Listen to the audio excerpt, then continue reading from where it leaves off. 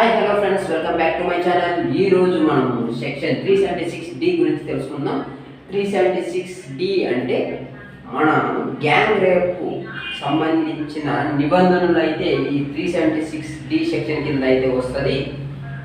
ఎవరైతే about 12 years పైన ఉండే స్త్రీని గ్యాంగ్ రేప్ చేస్తే వాళ్ళకి పడే శిక్ష ఏమిటంటే 20 years జైల్లోనే ఉండాల్సి ఉంటుంది. 20 years జైల్లో ఉండాల్సి ఉంటుంది, లేదా వాళ్ళ లైఫ్ లాంగ్ అయితే జైల్లోనే ఉండాల్సి ఉంటుంది. either 20 years or life long జైల్లోనే వేస్తారు.